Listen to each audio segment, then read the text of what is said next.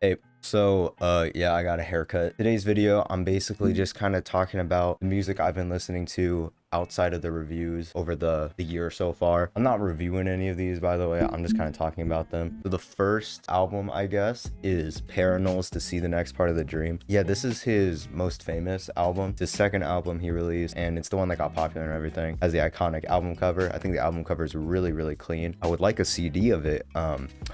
If it was cheaper, because it's like $80 on Discogs. It's kind of fucking insane. This album is technically part of the fifth wave emo, the emo genre. I don't know what the fuck that means. I love Parannoul's voice on this album. It's very emotional, and I don't speak Korean, but the way he backs it with how each track, especially the longer ones, you know, White Ceiling being the obvious highlight of the album in my opinion, it's absolutely amazing. I was able to build up to these moments where he just lets everything out, and I just think it's done really well on this album. The second half, in my opinion, though, is like a lot weaker than the first half. Overall, it's a pretty good album, and I've been enjoying it a lot. Other albums in the emo-ish genre I've been enjoying are both of the Brave Little Abacus's albums, both Masked Dancers and I'll put the name up. It's a long ass name. I don't really know the full one. And we just got back from Discomfort. We're All Right, I think it's called, or just got back from Discomfort, whatever the fuck it's called. Both these albums are honestly, in my opinion, pretty similar in sound and theme and everything. I don't really know if I have one that's a favorite. It kind of depends. I'd say right now I like Masked Dancers a tiny bit more than we just got back from Discomfort, but they're both just so emotional. It's very similar to Parannoul's. I think it's done better in my opinion, but it's just, it incorporates all these different sort of sounds to make just this emotional roller coaster of an album. I know a lot of people don't like the Brave Little Abacus though, because the main singer's voice is really whiny. I'm not gonna lie, like actually it sounds like somebody doing a baby voice, but I don't mind it. I think it works really well, and it just makes it even more emotional, and because the parts where he's just yelling, just letting everything out, is just amazing. I love both these albums, and I've been enjoying them a lot. Another album I've enjoyed a lot this year is Nick Drake's Pink Moon. Obviously, this is one of like the essential singer-songwriter albums. Some people say it's one of the best albums ever. And yeah, honestly, it probably is. Nick Drake is just so personal. It feels so emotional, and it's so stripped back. For singer-songwriter though, it's pretty normal. It's just him and his guitar. Nick Drake feels so intimate, and he feels so, I don't know, just open about everything throughout the entire album. And it makes it really hard not to like. The guitar playing isn't like crazy or anything. I'm saying that like I know anything about guitars. It's exactly right for Nick Drake's voice, and the whole album is just so short and so straight to the point, and it's just mood and feeling that I just love it. I think it's an amazing album. I recommend you guys check it out. Been enjoying this one a lot. Might be the favorite of the year so far. I haven't been listening to post rock that much. This is probably the only post rockish album I've been listening to in my free time, and that being TNT by Tortoise. If I had to sum up this album really fast, it's post rock, lo-fi hip hop beats to chill/study to, because the whole album is like an hour long, but the album is post-rock, but it's so chill. Whole album from start to finish, it just never takes itself too seriously, I feel like, and it's just really relaxed and laid back, which a lot of people don't like it because of that, because it's just kind of, they say it's repetitive. I think it really stands out of all the post-rock albums, because most post-rock albums are trying to be these like grand, you know, oh, the world's fucking ending, fuck the government sort of thing,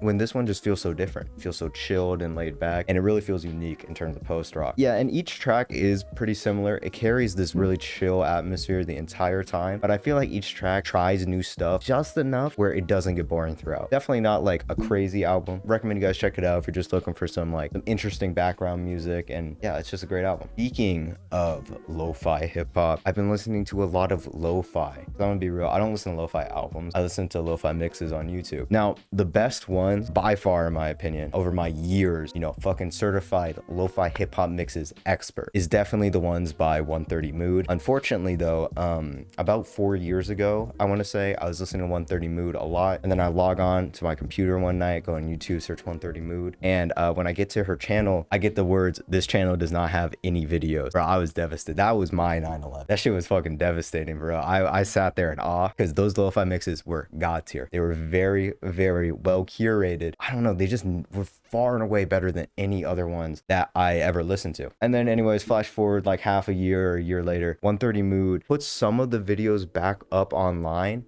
because basically the reason they were all taken down is because they were copyright strike, because a lot of them included clips from a different anime, especially Ghibli films. So the whole thing was just taken down, and some of them were re-uploaded, the clips were changed. And there was also 3 videos that were like 4 hours long, which was just like a study with me with 130 Mood, and it wasn't as well curated. It was mostly just albums and EPs stacked on each other, but it was still pretty decent. All of the mixes are gone and it's just the study with me. Okay, you know that sucks, but at least we got those. Then flash forward like a few months later, bro, the fucking channel's gone. She just deleted her entire channel. I couldn't find any info on why, or if she said a reason, or any updates if it will ever come back. It's just fucking gone. So no more 130 Mood, which sucks because those are by far the best lo-fi mixes I've ever heard. But God bless Makenda Sander, I think is how you pronounce it. Whoever this person is basically re-uploaded a lot of them. I don't know if it's all of them, but it's all of the good ones at least, and they're in their entire form. This is the highest quality you'll find them on YouTube, and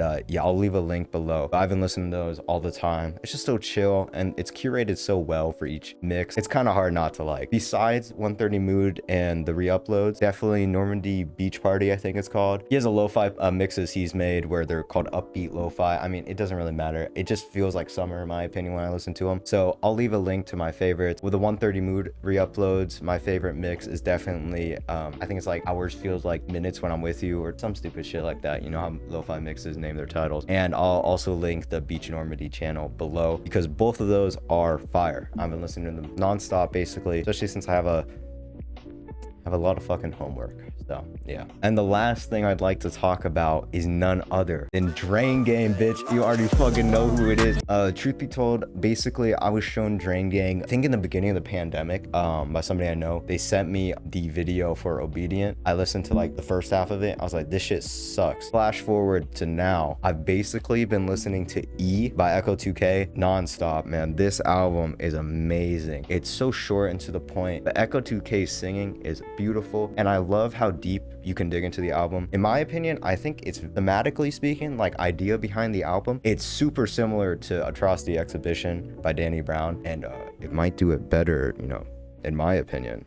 But I love this album so much. I love the deterioration of Echo 2K through the overuse and reliance on drugs and just feeling out of place all the time, be it because of skin color, because of race, or because of just how you're seen in public for being so reliant and intoxicated all the time. It sounds phenomenal, and it also has a decent meaning behind it. But at the same time, you can just say, I don't give a fuck about that, and listen to an amazing album. Besides Echo 2K's E, I've also been listening to Bladee, of course, you know, CEO of Drain Gang, the funny Swedish looking man. I mean, he's got an interesting discography, to say the least. If you're wondering about like Tyboy Digital or any of the other Drain Gang members, I haven't really looked into them. I do want to make a video in the future though, just reviewing all of Drain Gang's albums, the collaborative albums, and each individual member's albums. In terms of Blade's albums though, I'd say my top 3 are, in no particular order, 333, Red Light, and ICEDANCER. Those ones are all top tier in my opinion. My favorite probably at the moment being ICEDANCER. Don't take the albums too seriously because it's fucking Drain Gang, dude. It's really just enjoyable to listen to. It's kind of like you can numb your brain and just listen to it. The beats are just really fun, and Blade's monotone lyrics with the auto-tune just go really well, and I just find it so catchy. I listen to it in any setting, and sometimes it goes fucking hard, dude. I don't know what to say. I'd say the problem is there is no need for an album by Bladee or any member of Drain Gang to be like over 40 minutes, and I don't think any of Blade's albums are like fucking perfect.